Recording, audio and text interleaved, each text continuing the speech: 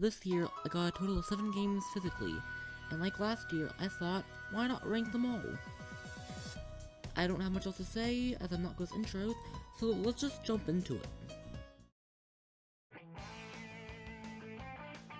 My brother got this game earlier this summer, and I played it a few times, but not a whole lot. I've watched him play it though. While this does seem like a fun game, I don't know anything really about wrestling, but I know John Cena.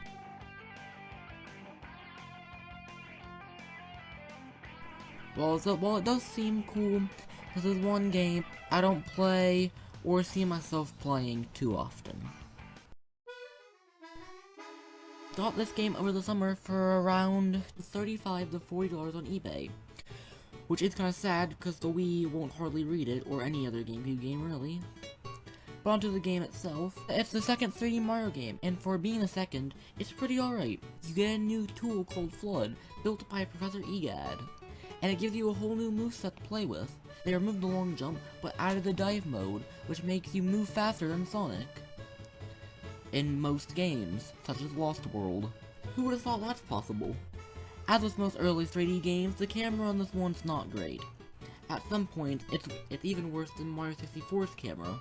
This is a fun enough game, but not only is it on the lower side of this list, but the 3D Mario games in general. I got this game for Christmas, now I can play Mega Man on the go. This collection includes the first 6 Mega Man games.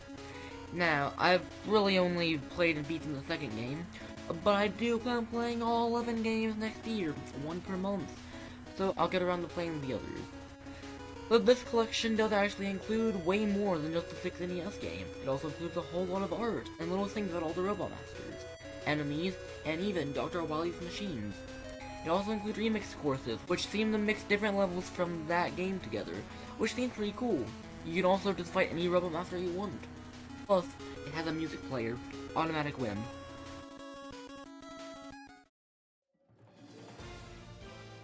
Got this game in, I want to say sometime in the fall, and it's pretty much just Smash Brothers on the Wii U. And I mean, like, yeah, that was kind of the point, right? And I enjoy Smash Wii U a whole lot. So that means I must enjoy this version, right? Right? I will say, this game is not half bad. It has all the characters from the Wii U version, most of the side modes, and it was the first Smash Brothers game on the go. My main problem with it doesn't even have to do with the game itself really, but rather the console. I get why the 3DS has a flat joystick. I just don't like using it that much. And I have the same problem with 3D Land. But then again, I do prefer the D-pad anyway. But back to the game itself, it actually does some things better than the Wii U version. First off, the stages. This game doesn't have as many stages as the Wii U version, but it has some that are pretty fun to fight on. And it's a shame that stages like Pac-Man didn't make the cut to Ultimate, but Pac-Land did. The other notable thing added was Smash Run, a 2D place to run around and collect little badge things to make you stronger for the fight. And I think it would be pretty fun to play online. Too bad Nintendo had to shut down the servers. I got this game for Christmas, and from what I've played, it's a more expanded Wii Play. No way! It's an arcade-like game where the goal is to just go for a high score. It's a total of 12 mini-games, 10 being all new, even if a bit simple. Like Cone Zone, which is a fun idea, just go for the tallest stack of ice cream you can. Rock Skippers is a nice one if it decides to, actually work. And Spooky Search, in a game where you have to point the Wii remote around the room and suck up ghosts. There are also 2 games, which are basically an expanded version of games in the original Wii Play. These include Pose Me Plus, which is a plus version of Pose Me, making it 3D rather than 2D. And there's Trigger Twist, an expanded version of Shooting Range, adding the ability to look around, which is cool, but does make me a bit motion sick. There are like 7 other games here that I haven't talked about, but I think I'll save that for another time. While it is a simple game, it is a pretty fun game to just waste some time in, going for high scores. Got this game around the summer, and I'm not all too far into it. I'm in the second mansion, but from what I've played, this is a pretty fun game. This is a fun game to go back into every now and then. You play as Luigi. He's on the box! And you're equipped with a new version of the Poltergust, and a new flashlight that can make things that are pretending to be John Cena reappear. Rather than the first game's one giant mansion that you explore throughout the entire game, this game has multiple smaller mansions consisting of missions. I'm a bit mixed on this, because I do like having missions as it makes it easier to play the game for 30 minutes on one mission every so often, and know what you need to do rather than end up in some random place in the mansion confused and lost. But on the downside, since it takes you out of the level, not everything saves, so some things you have to do again. And while that can get slightly annoying, it's not enough to make me not enjoy this game. Now, before I talk about my number 1, let's talk about the honorable mentions.